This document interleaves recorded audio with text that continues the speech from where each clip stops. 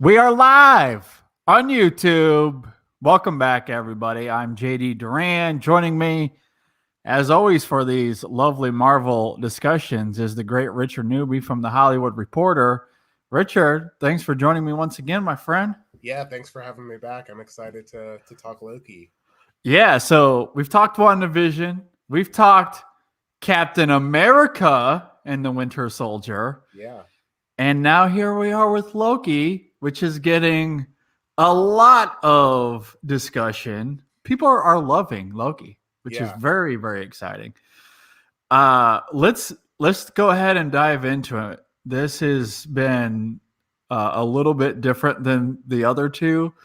I wasn't sure what to expect, and then these 6 episodes have really been something else. But start us off, man. What did you think about season 1? And let me also just throw this out there: we are doing spoilers. We're going full in on this. We're talking all 6 eps, and I guess there's a little stinger at the end of episode 6 where they're coming back. They're going to do a season 2, so we're going full on in.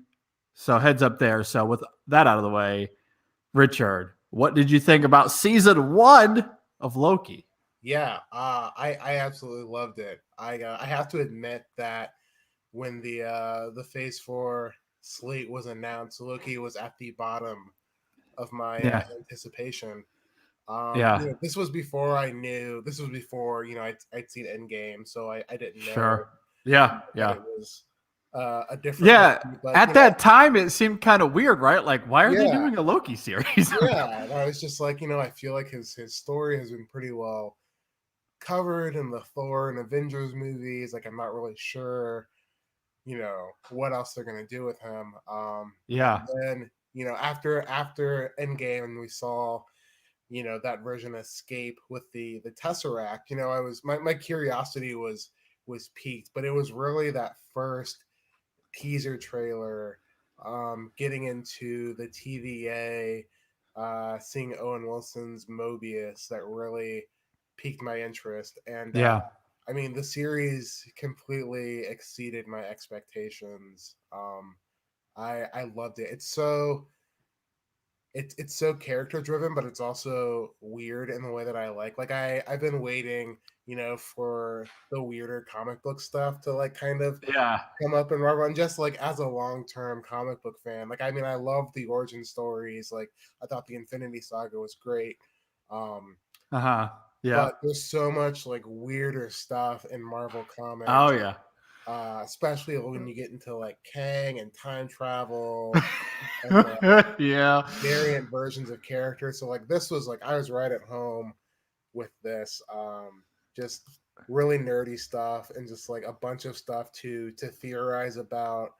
And also I just feel like it really I think that WandaVision and Falcon and the Winter Soldier definitely set a high bar and changed the MCU in some pretty substantial ways.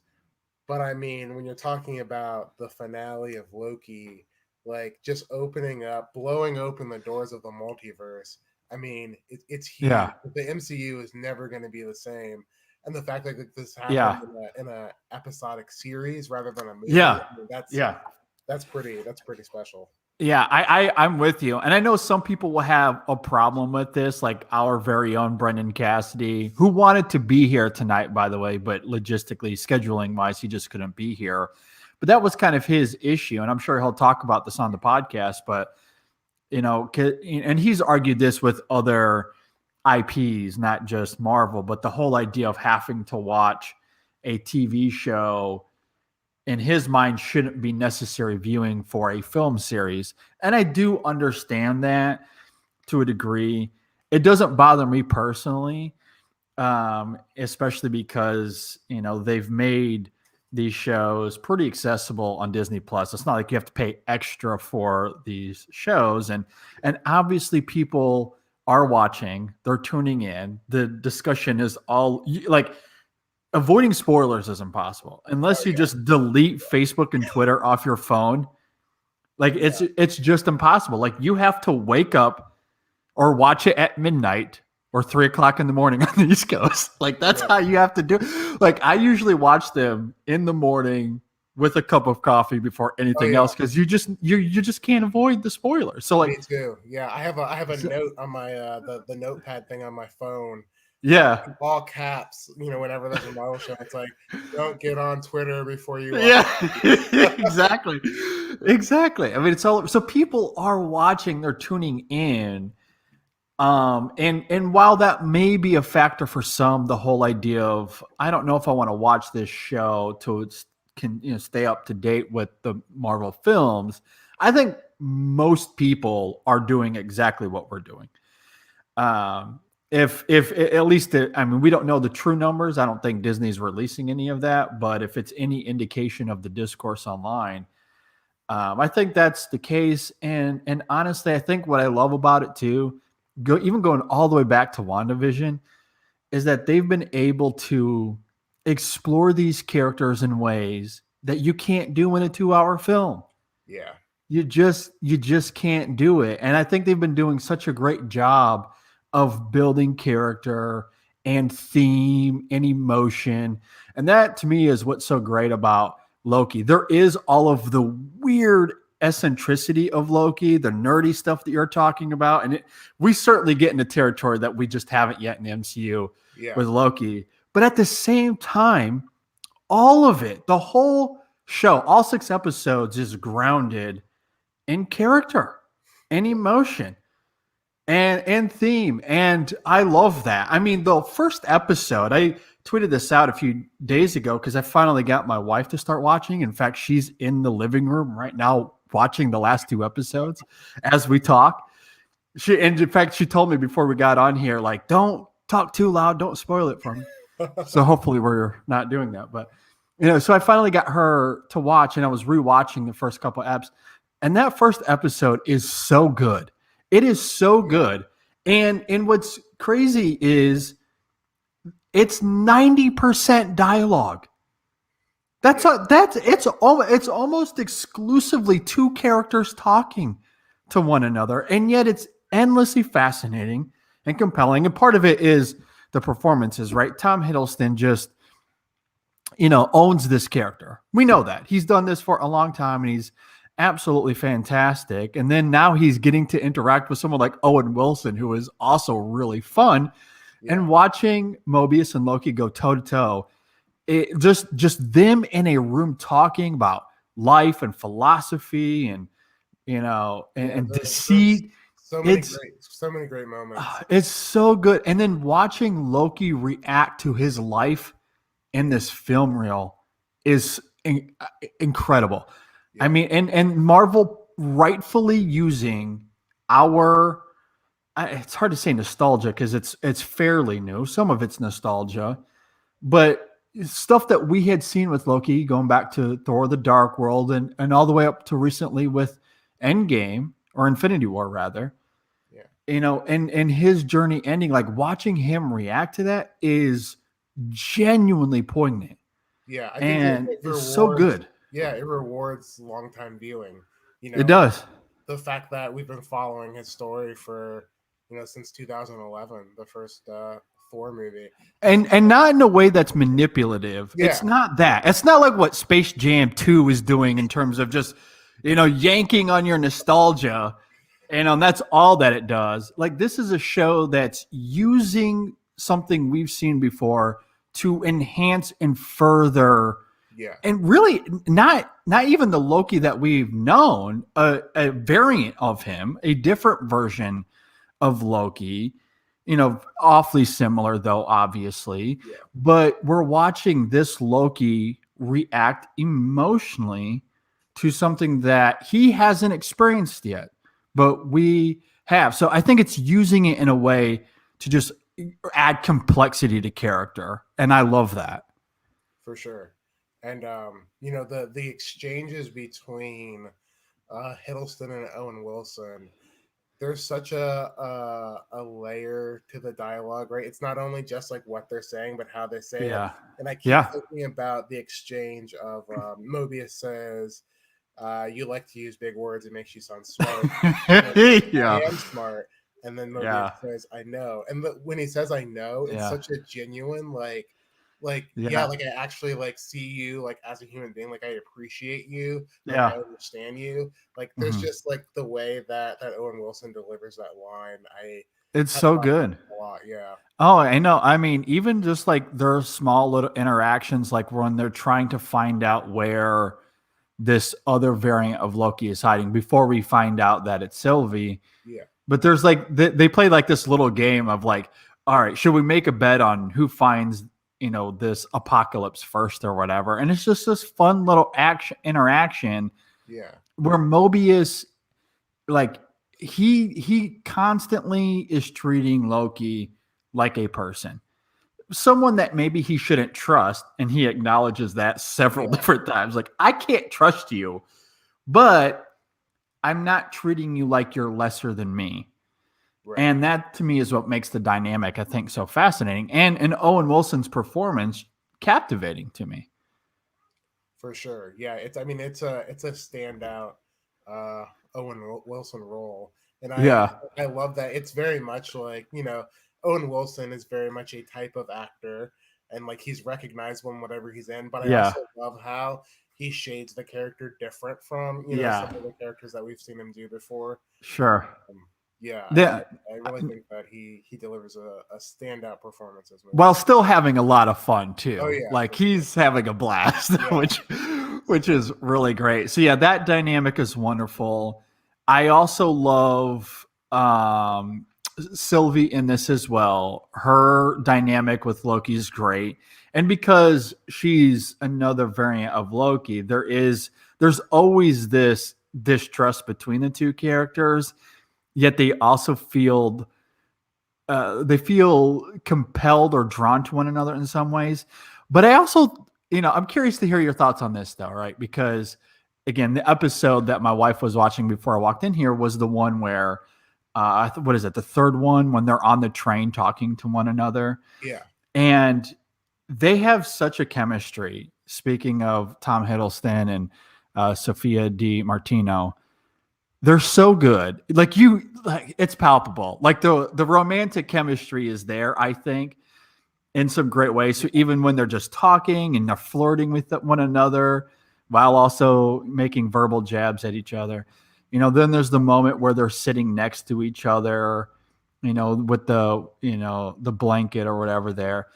And then, everything we see leading up to, the final episode, like the show seemed to be building some romantic tension between the two, which it uses for dramatic purposes as well, right? The yeah, TVA loses their mind because this huge branch goes up because they might be falling in love. yeah, yeah, But then there's a sleight of hand where in the final episode, and again, spoilers, after they share this kiss that everyone on the goddamn planet was hoping to see, or that we were waiting for it anyway. yeah. It happens, and then she's like, "I'm not you," completely playing into that whole idea of mistrust. And she's like, "Maybe this was all a ploy for me after all," and pushes Loki back to the TVA and was like, "I'm gonna kill this dude."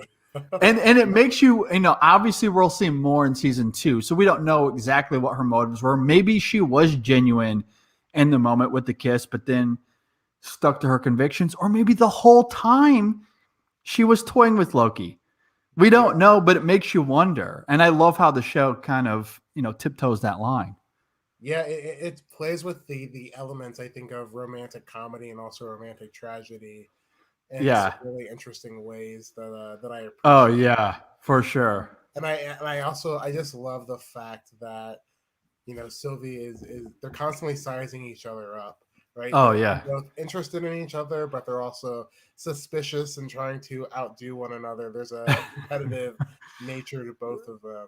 And so I Yeah. think that Yeah. Yeah. distraction, part of it, I think, is narcissism, but also I think Oh the other yeah. part is, they kind of both represent what the other person is kind of lacking, like, in terms of being Loki. Like, Hmm. Sylvie has this romanticized quest that she's on to, you know, defeat this evil overlord that she kind of envisions in her head. And I think that that's something that Loki is kind of chasing after, right? And in some ways, it's like it's the thing that his brother Thor has always had that he's never been able to have. Yeah. His quest. And so I think that he is, attracted to that. And then I think that, Sylvie enjoys the, unpredictable nature, of Loki, that he isn't on a set path, that, he Yes. is open to exploring different possibilities outside of, a straight and narrow path. So I think both of them kind of take something from each other. I also think there's this great irony too that the show taps into, but this also goes back to when we, all the way back to Loki's arc with the first Avengers movie, where he in that film, is all about gaining control of power because he believes that freedom is an illusion. Right. And that's something that is brought up in that first episode when him and Mobius are talking about philosophy. That is brought up again. They show that specific moment in the reel of his life. But what's interesting is as the show progresses, there is this dichotomy of free will. Like, is it something that exists, or are we on a set determined path?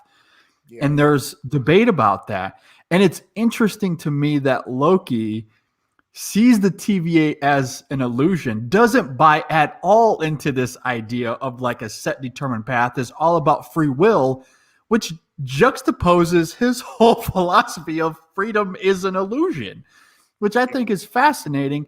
And then you tie that into what we see between him and Sylvie at the end, and that her choice to essentially, stab him in the back all points back to that whole idea of free will. She makes a choice and it affects him deeply with what we see there at the end. So I love how they use his own philosophy in a sense against him, and then to see him react to it. So there's a great evolution there, an arc of Loki, from going back to what we know about him previously, like in the Marvel films, to this iteration of him, and kind of how free will progresses in ways that I don't think he saw coming at all.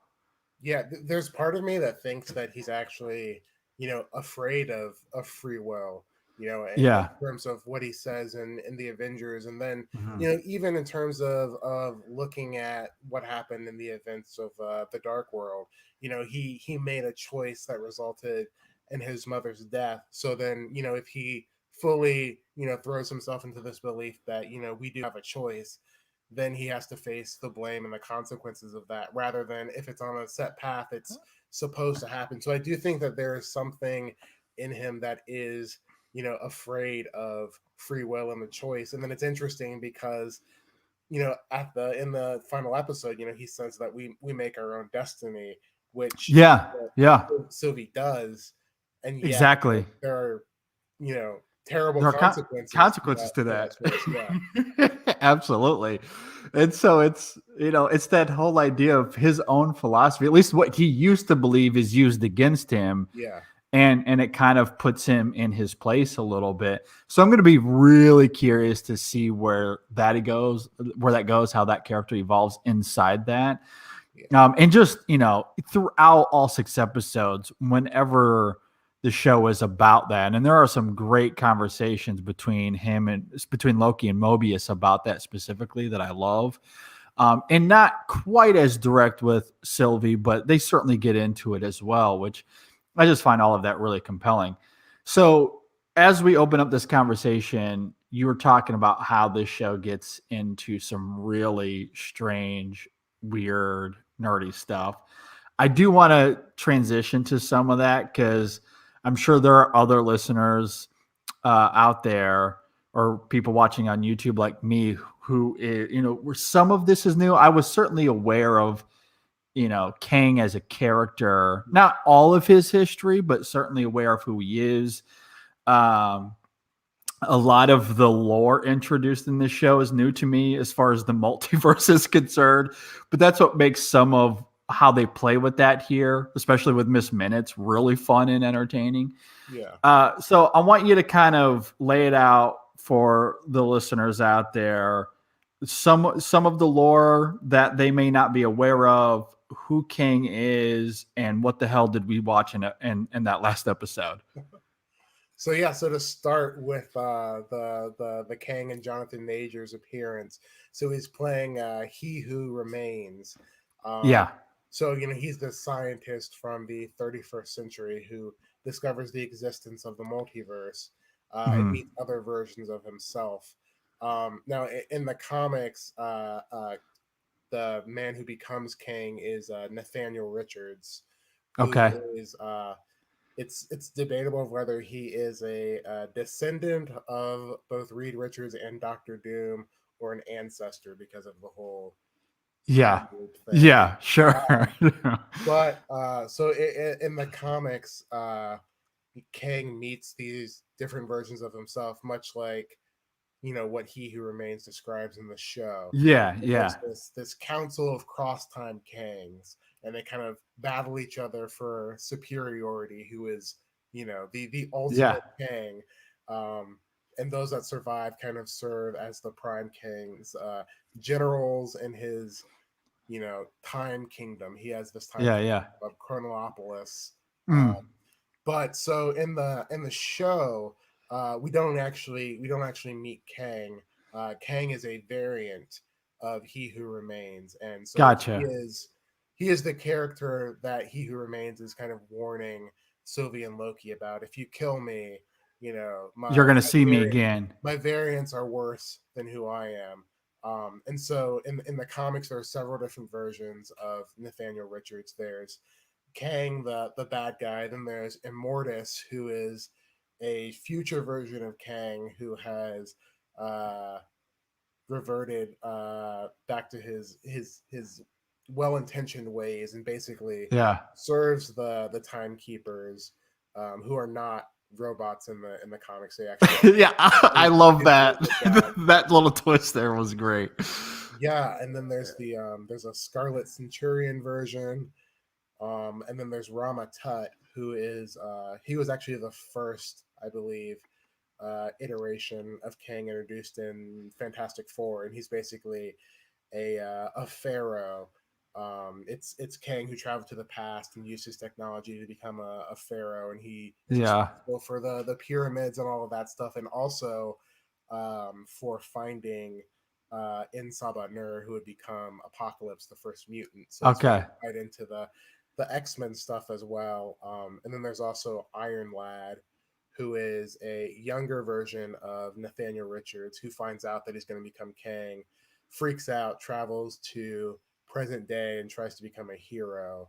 And basically lies and says that he's a descendant of Tony Stark, but he's not. He's actually a younger version of Kang. So there are all these different versions and possibilities. So it's really interesting because I think Jonathan Majors is such an incredible performer. Oh my gosh, big fan of him, and this is basically like an actor's dream to like play. Oh man, he goes for it. Different iterations of one being, and so I love the fact that He Who Remains is a unique version that is not in the comics. There is a character called He Who Remains in the comics, but it's not Kang. It's like an alien.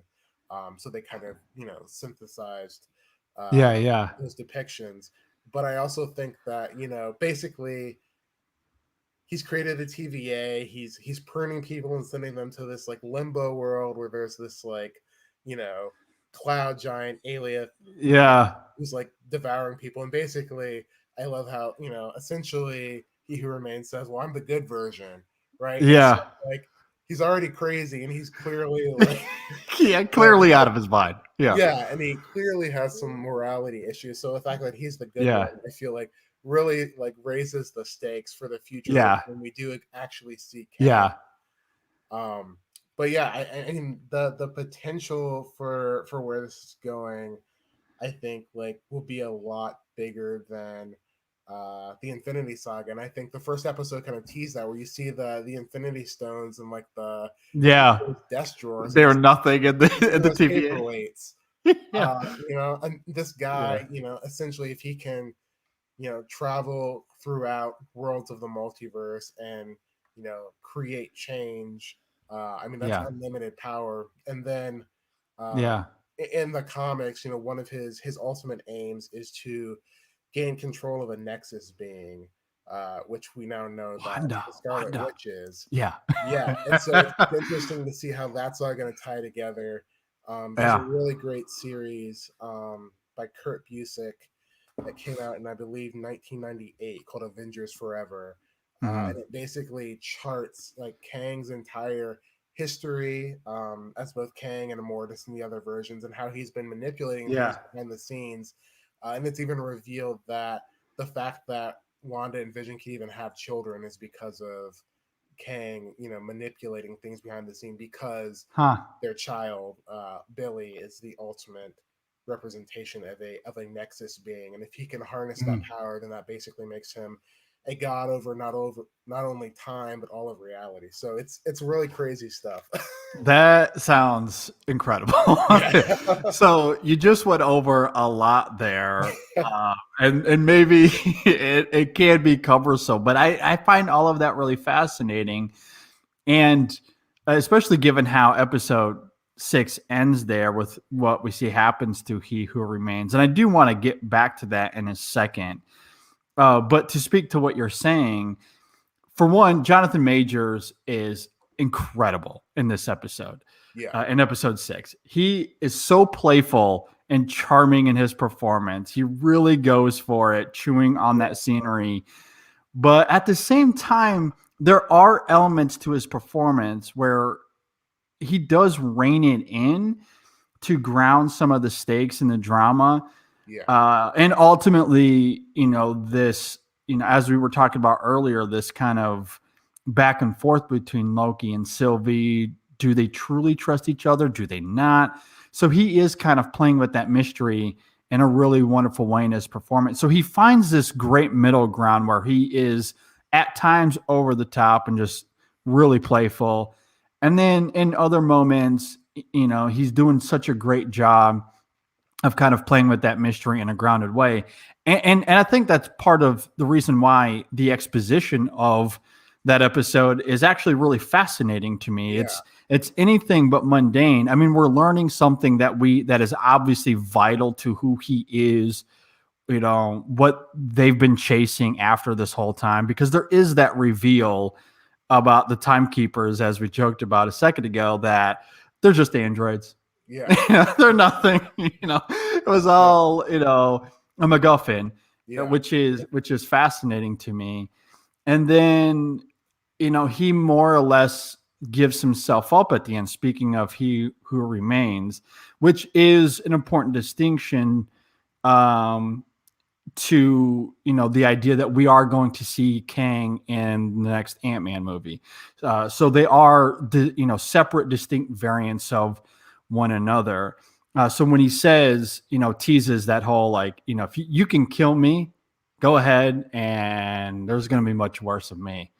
Yeah. Which I'm really curious to see where that goes. And I think that also makes me wonder the timing of season 2. Like, is it going to come after, and then Right. after we see Kang and Ant-Man?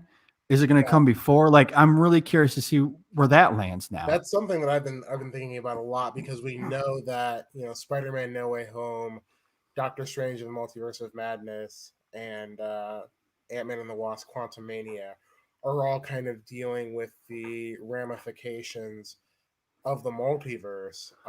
And so it'll be interesting to see kind of how Loki season 2 fits into that, and especially because I think that Kang is clearly being set up as essentially like the next Thanos in the MCU. Like, he's going to be Yeah, a major player, like probably not over just Phase 4, but probably in the future as well. So we're probably going to see a lot of him and also different iterations of him.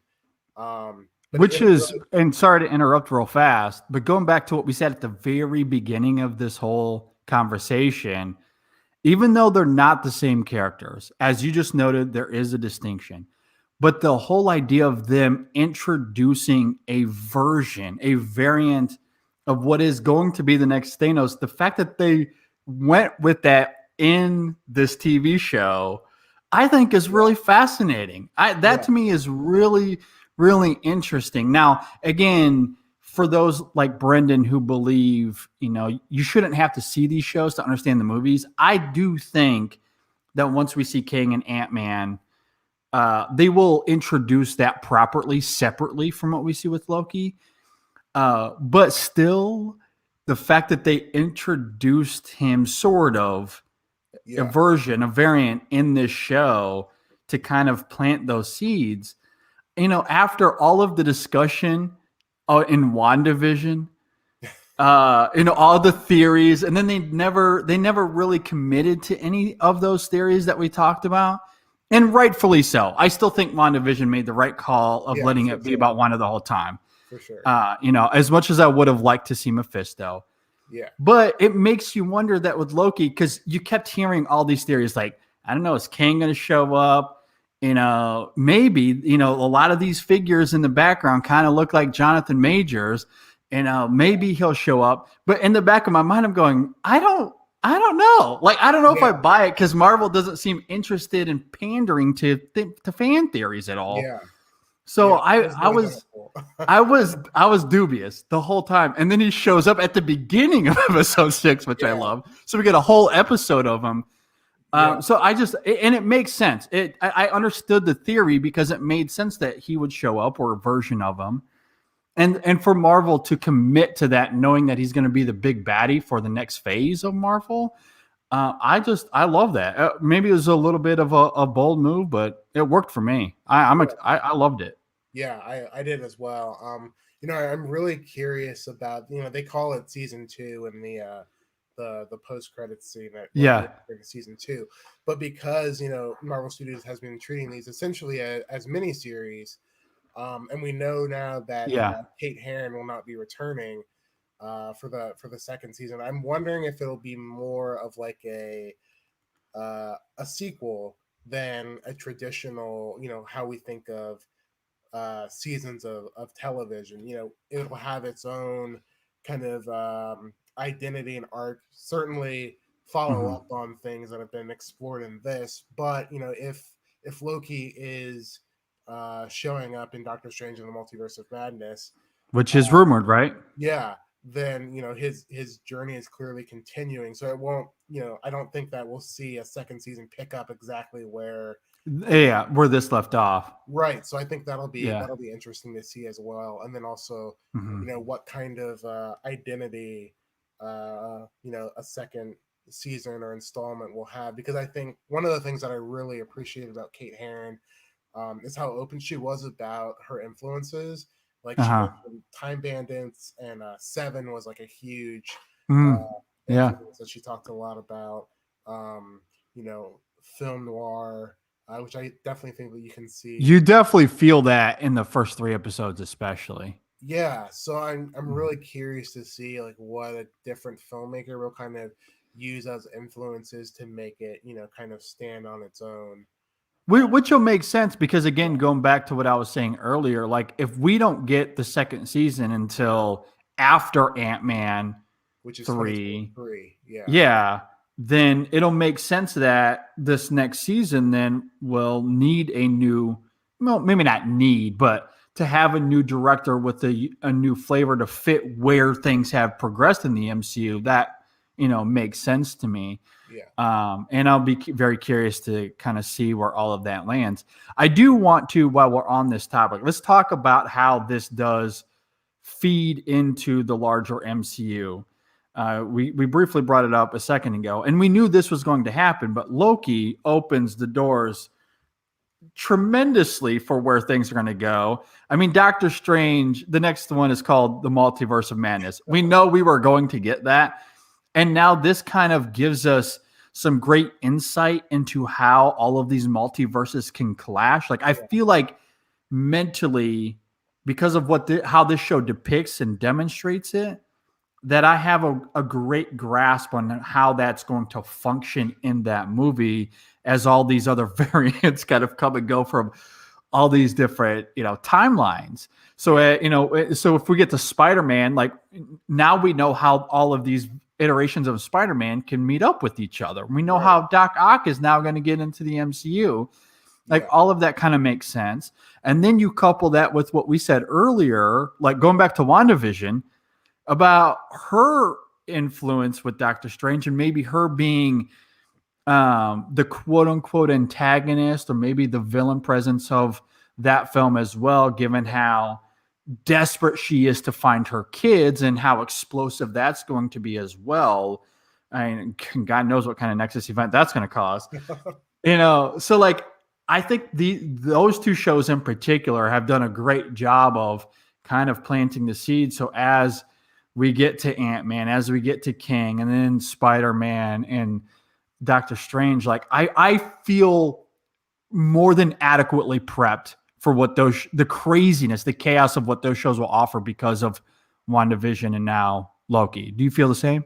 Oh yeah, definitely. And I think that things will only get weirder from there on out. Yeah, bring on the chaos. I'm excited. I talked a little bit about this on THR, but I do feel like there might be a Secret Wars type event brewing, which was a bunch of different characters kind of plucked from across the multiverse on this place called Battle World, and then the cosmos was entirely reset. And I think that'd be really interesting to see. But also during the Endgame press tour, the Russos said that the thing that would get them back to do another Avengers movie would be Secret Wars, that they have been gunning to do Secret Wars, and if it ever happened, that they were going to have to talk to Feige about getting their names in there.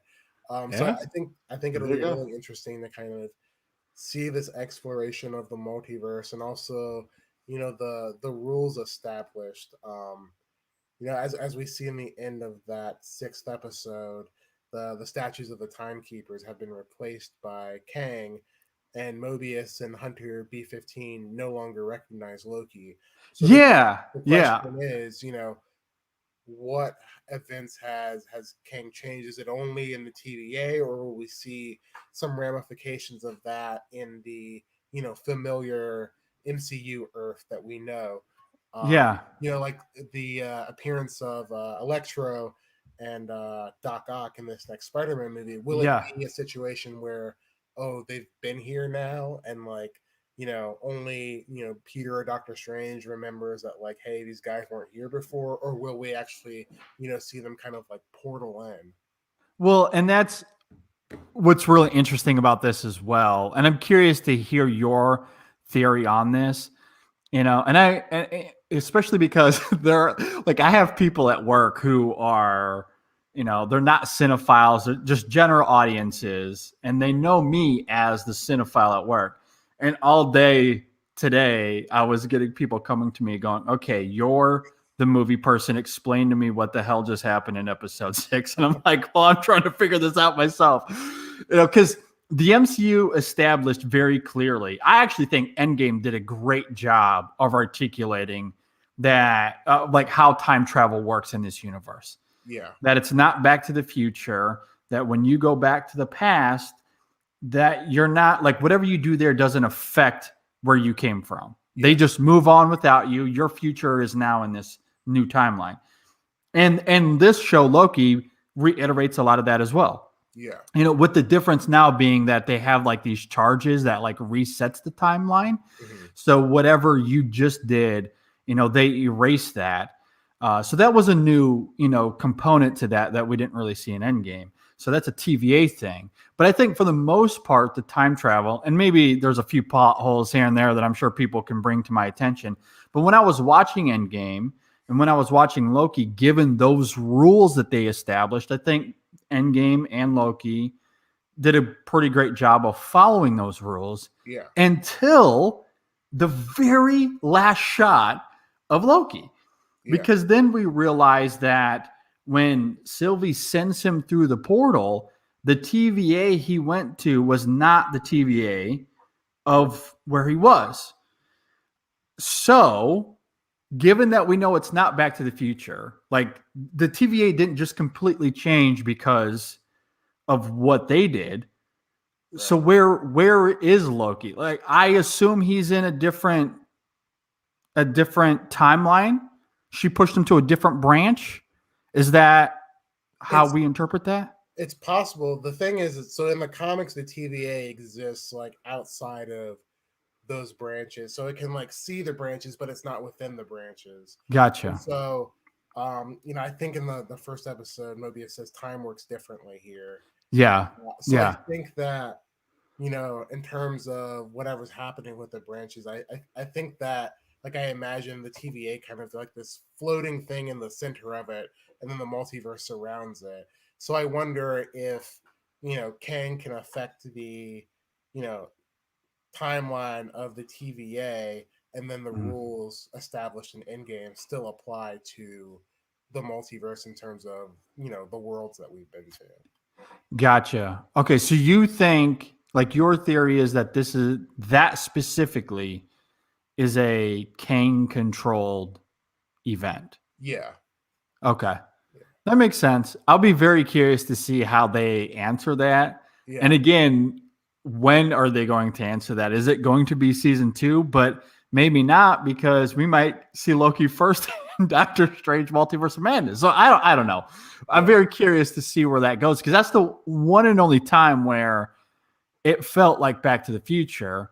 Hmm. So I assume that it, you know, the King thing makes sense. Either that or Sylvie somehow pushed him to a different timeline, a Yeah, different, multiverse. yeah, So I don't know. It'll be really interesting to kind of see how all of that unfolds, though.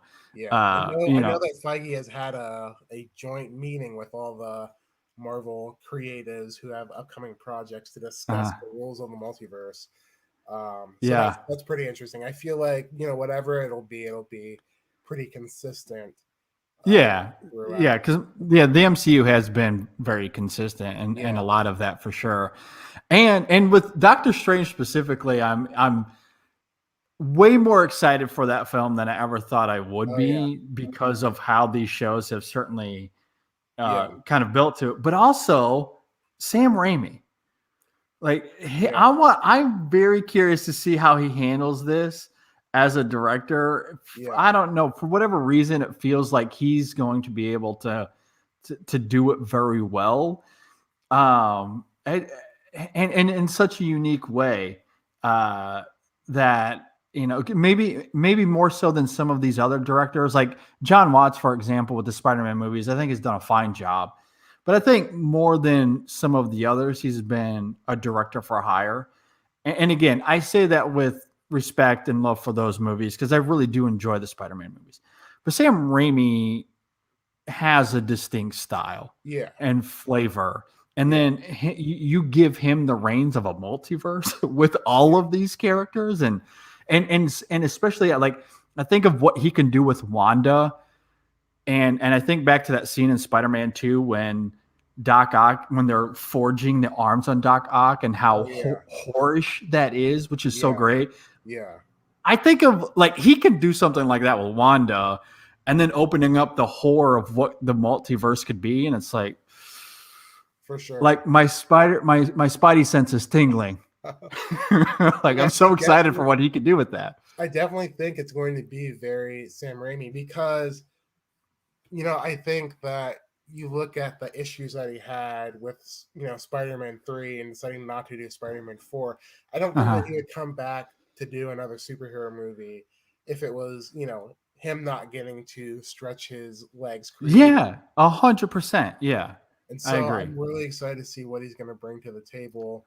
Um, and I also just feel like he is, I think, one of the most experienced directors that Marvel has gotten. I mean, Branagh is really experienced as well, but I think Yeah. that like Yeah. overall, like the Marvel directors do have shorter filmographies. Hmm. But I mean, like Sam Raimi, I mean, he's been going steady since the early Yeah. 80s. Yeah. So I really think that it's going to be fascinating to see how he brings different flavors to it, and whether there'll be certain shots or elements that we'll recognize and be like, Yeah. oh, this is kind of like Army of Darkness influence, or this is Dark Man influenced, and Yeah. The Gift. Like, there's just Yeah. so much cool stuff in his filmography that I feel like Oh, for he fit sure. really well into. I agree. I'm so excited. Just to have Sam Raimi back generally is a great thing. Yeah, And the fact that he's coming back to the superhero universe, I agree. There's a reason for it. He was likely inspired for one reason or another. So yeah, I'm very, very excited to see what he does with that. Um, Circling back to Loki specifically, let's quickly talk about the direction of that, I guess, speaking of, because I thought like visually it was very striking, yeah, very unique. Like the production value, I mean the production value on the other two was great as well, but I just love how visually striking this was. I love the cinematography. You get that great quote unquote one take sequence at the end of, what was that, episode 3? yep, Obviously a few shots edited together, but I love how all of that functions yeah. there. Like there was like such a vigorous vision for the show, and the score, oh my Oh god. yeah, Natalie Holt. Oh my gosh, the music is Yeah, entrancing. It is spellbinding, the work she does.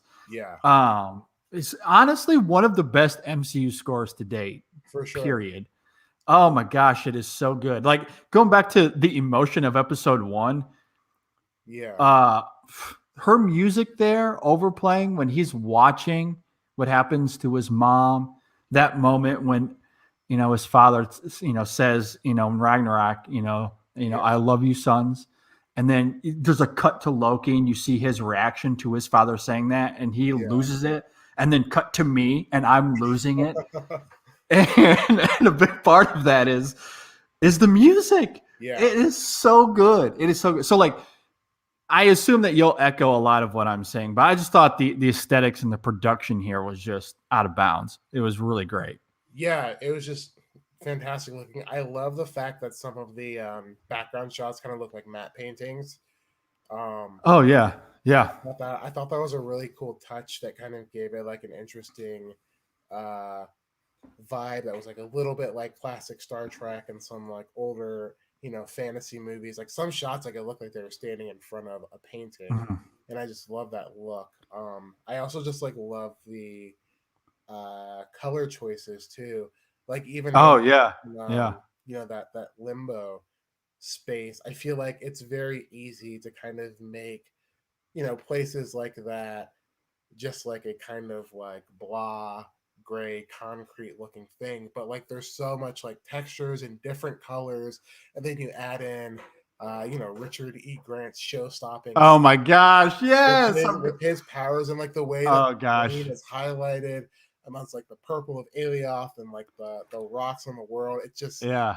It's a visually beautiful show. I think it's one of the best looking things It is great. series has done. Yeah. Yeah, no, I absolutely love it. Now, I'm a huge fan of WandaVision, maybe more so than a lot of other people are.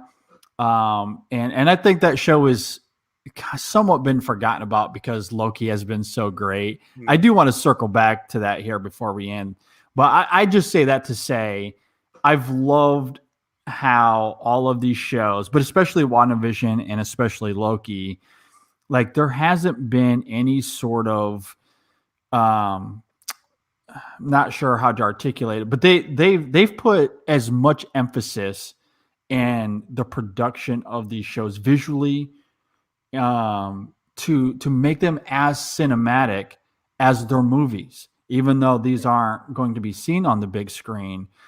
They don't pull any punches in terms of the production, and I love that. And I don't know much about Kate Herron, to be honest. I'm not sure if I've Yeah. seen anything that she's done, but my God, she nailed this. Absolutely nailed every episode in terms of the production, the color schemes, the outfits, the music, as we talked about. And I'm glad that you brought up Richard E. Grant, because we haven't talked about him, but like what we were saying with Jonathan Majors, man, he goes for it, and it is so much fun to watch. It is Yeah. so good. It is so good. I absolutely love that. Alligator Loki, can't wait for the spinoff. The spinoff to that. that fifth episode was a lot of fun.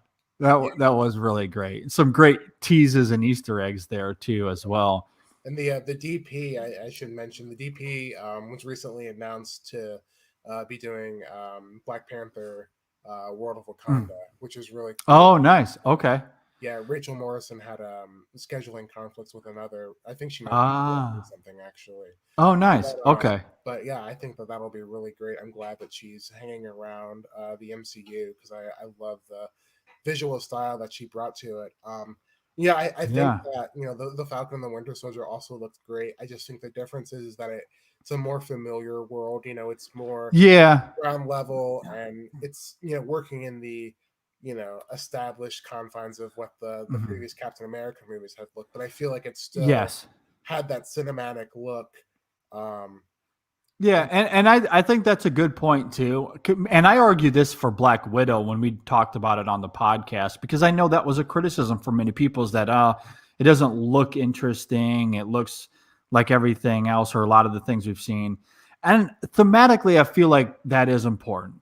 Yeah, That, because Captain America, or excuse me, Falcon and Winter Soldier is building off those previous Captain America movies, obviously. yeah, And I don't think you didn't need to do anything visually to make it feel like an other world. Like, you want it to be complementary to those movies. yeah, Black Widow coming off the heels of the Avengers, and it feels like a Russo brothers-esque Avengers movie, which makes sense given where that film was leading to. Loki, on the other hand, and even WandaVision, right? Given the context of WandaVision, you yeah, have more freedom there to be more creative visually. You're taking us to other worlds very literally in both of those shows, yeah. that to do something more out of bounds makes sense. And I think both shows absolutely knocked it out of the park in that regard for sure.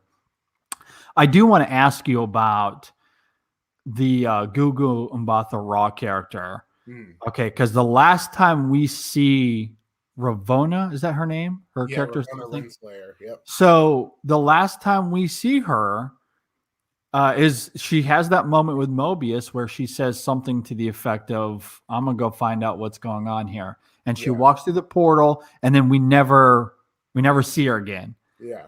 Where the hell did she go, Richard? All right. So using the comics as our guide. Yes. So in the comic, she has a love story with Kang. Yeah. Okay. Yes, I had seen that. Yeah. And eventually Kang is injured and in a suspended state of animation, which is very common in comic books. Okay.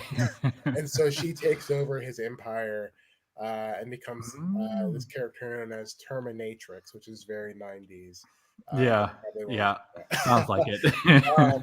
But it's kind of like this back and forth between her and Kang. She wants her own power, her own rulership, not to be kind of a second in command to Kang. But across time they keep finding their way back to each other, and so the question becomes, can they form a dynasty as a united force, or will it always be a power struggle of Kang, who wants absolute control, and Ravonna, who wants absolute control? So it's kind of an So, interesting. so in a sense, it's kind of like what we saw with Loki and Sylvie in terms Yeah, of, very you, much so.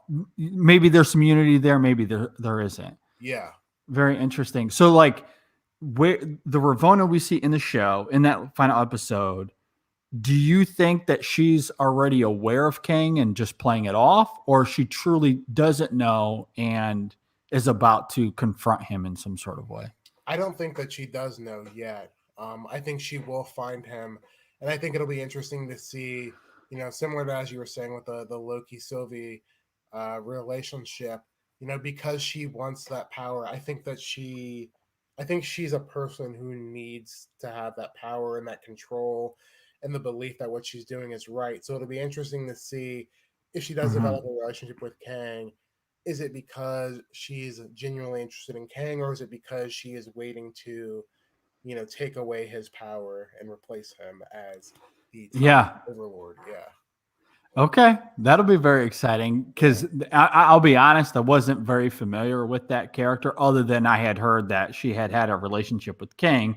yeah, But as I said up at the top, I'm not all that familiar with King either. I certainly know of him, but the lore, the history of him, I'm learning as we go here it's a as lot. well. So, It's a lot. yeah, it sounds like it.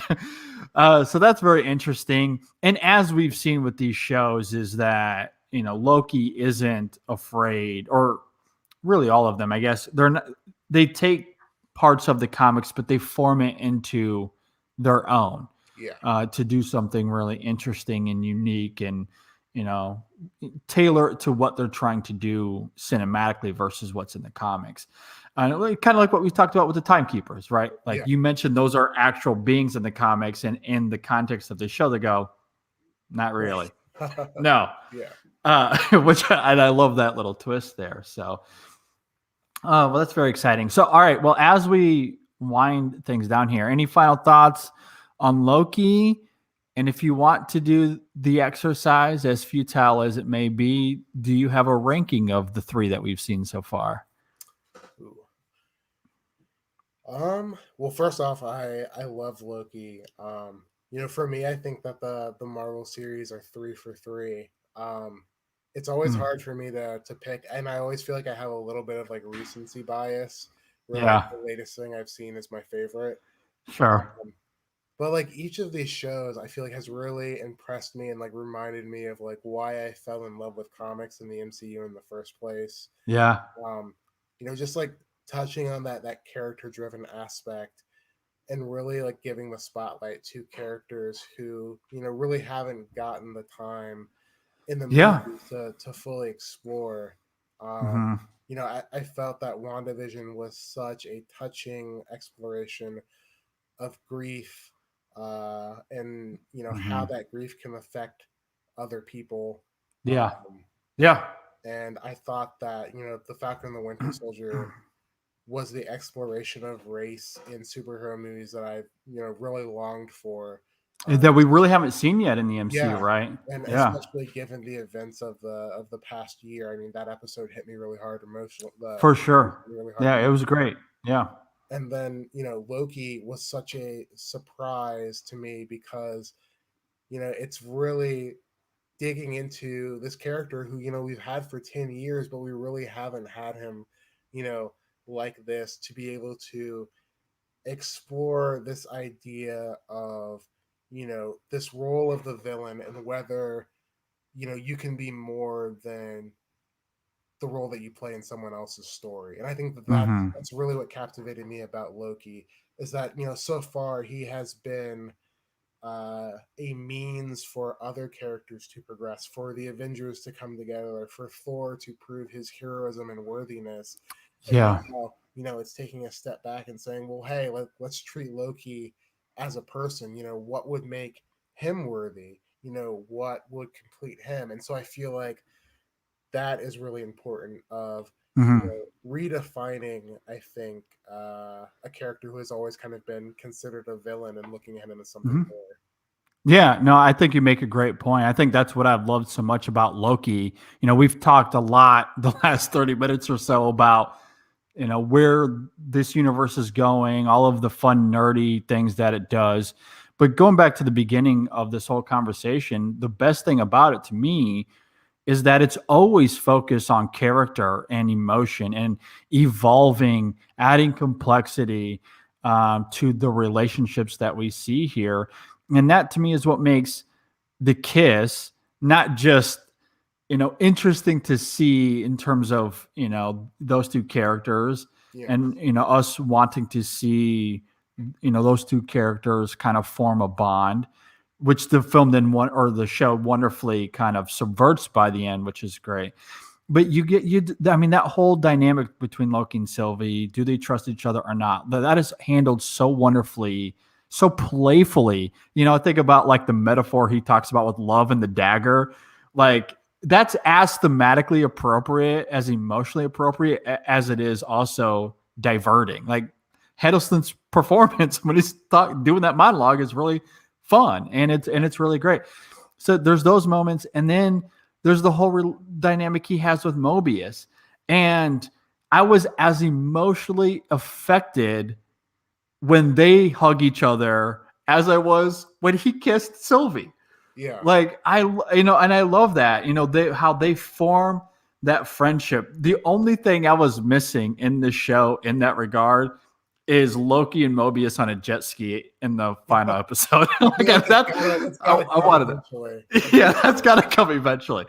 But that aside, like seeing that friendship form, I thought was really great. I thought they did such a great job with that. And so, yes, as fun as this show is, as great as it looks visually, I mean, it never loses sight of character. I mean, echoing what I said about episode 1, I think what's so great about the final episode of this show, again, we had been building dramatically, somewhat intensely to this final episode where they entrance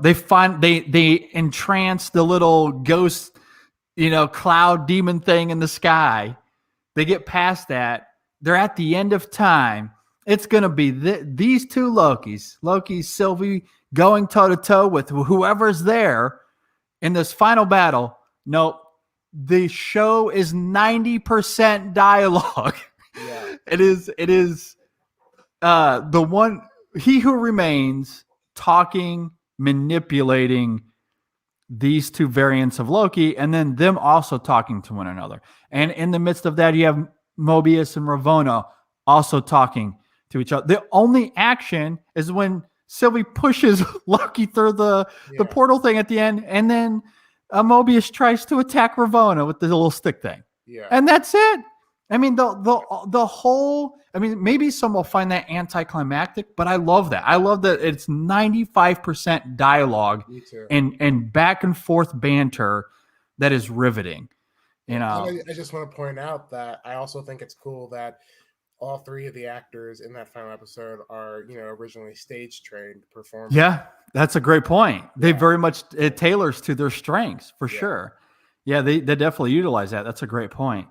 And so that's what I love about Loki. And then you add in the visuals and and everything, all of the aesthetics of it all, and it's really great. And to me, that's why as a lot of people are praising Loki right now, and maybe it's that idea of what you said, like the latest thing I've seen is my favorite, and perhaps Loki truly is the best of the 3. But I will still go to bat for WandaVision. Oh, I love that show is so good. Its depiction of grief is palpable. It is poignant. And the performances in that show are just as good, if not better. For sure. Like WandaVision just had a crap ton of Emmy nominations. Yeah. And as far as I'm concerned, well-deserved Emmy nominations. I mean, that show is also very unique in its structure, unique in its visualizations. And the performances are great, and it's also very consistent. Even though you get more action in its final episode, even inside of that, it's still about character and theme. I mean, you have that whole action with a purpose, which I feel like is getting to the heart of comic books. I mean, I've talked about this on Twitter before, but these are stories that are based on comic books, and comic books resulting in big climactic battles. Like, I feel like if you want something different, then don't look to superhero movies to do that. Like, these are essentially they're always going to have certain tropes or certain elements, but you look at the emotions and why they happen, and I think they all track. Well, and that's what makes Captain America Civil War so viscerally gut-wrenching to me, is that you have a guy, not a superhero, a regular dude that just has military training, stricken by grief, going out of his way to turn the Avengers against each other. So when they are fighting, there is conviction and passion and bitterness in every punch thrown. The action very much has a lot built into it, which is what I think makes that film so good. And even if you have the big battle in Endgame, and even in Wakanda and Infinity War, so you have that here in the MCU, but I think what's great is for the most part, it very much is that a lot of the action has purpose, and especially in WandaVision and in Loki. I mean, that whole Vision fight at the end Right. Oh ends yeah. with a That was philosophical Yeah. debate. Like they literally stop throwing punches and have an intellectual back and forth. Like that is fascinating. And it's the same thing with was it Agatha and Wanda. Like eventually the fighting stops to focus on motive and emotion. And so I love that. And I think WandaVision from beginning to end is as good as everything we see in Loki. And I just don't I hope that isn't forgotten. Yeah. Hopefully people do come, circle back to that. So in terms of a ranking, I think it's very hard because both of those shows are pretty much 1A and 1B for me, with Falcon and the Winter Soldier a clear last place for me for some of the reasons we talked about the last time you were here. I still really like it. Like its themes, its emotion is still very good. It ends like its ending is arguably the best ending. That final shot there, oh, is so good. Yeah. The acting is tremendous. I mean, there's certainly a lot of fun to be had with that show. Don't get me wrong. It's just a little bit more inconsistent, and I'm still struggling with the Zemo thing. Like, I love Zemo. He's my dude. I love him. I think you somewhat talked me off the ledge a little bit with that character in that show, but I still have a problem with the show treating Carly in the same ways that Civil War treated Zemo, but then the show doesn't have any sense of awareness of that. But those are, I guess, kind of, that doesn't detract from the show a ton for me. It may separate it in terms of a ranking, but I still like all three of these shows quite a bit. Yeah. And I'm excited to see what they do next. As far as I'm concerned, they're rolling with these Disney Plus shows. And it's crazy. We've got 3 more shows this year. We've got in August. We've got Miss Marvel in October, and then we've got Hawkeye in December. And I'm really curious for Hawkeye now after Black Widow and the tease we get there at the end of that film. So yeah, a lot to look forward to. So we'll get back to this a couple more times throughout the year. Yeah. And I was talking with some friends here locally about this as well too. Like maybe some people get tired of Marvel being in our lives all the time. I don't know, but for me, like I think it's been really fun to just kind of be in these shows that aren't quite as high octane, although Falcon and Winter Soldier certainly had its moments for sure. But I think they're great little meals on their own in between the big movies that we're going to get that, has made it a lot of fun. And of course, with the shows, you can kind of catch up with them as you go. You don't have to watch them in a real time sense. Right. Which is great. If you want to binge it all at the end, go for it. That's what my wife is doing. Not against it. So yeah, it's been a lot of fun. So thanks again, Richard, for being here, man. This was great.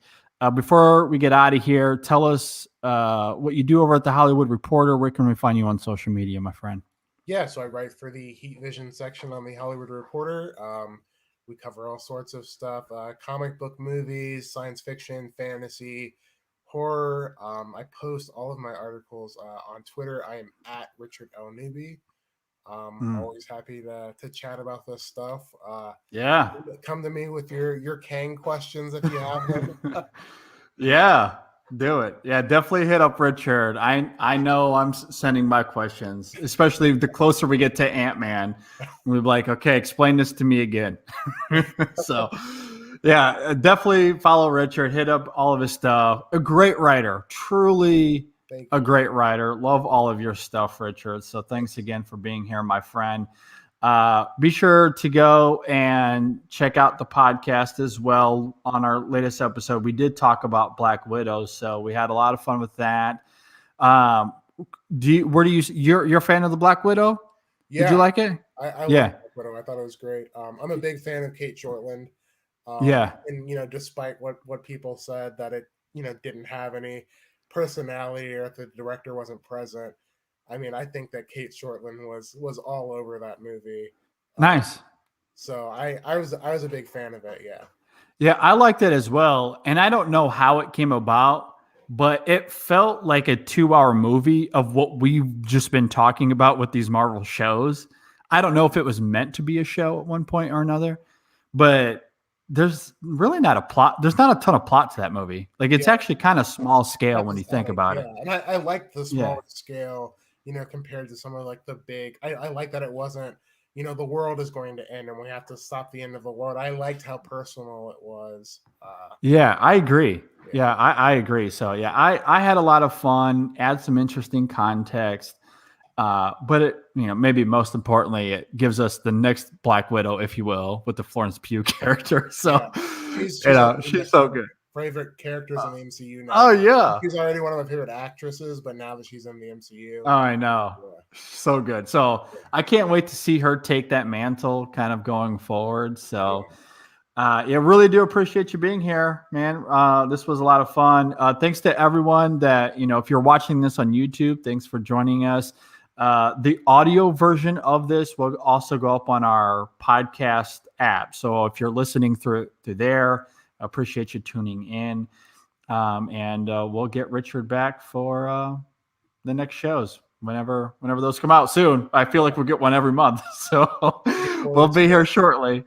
Yeah. All right. Well, thanks again, my friend. Thanks for watching, listening, everybody. We will see you all next time on the In Session Film Podcast.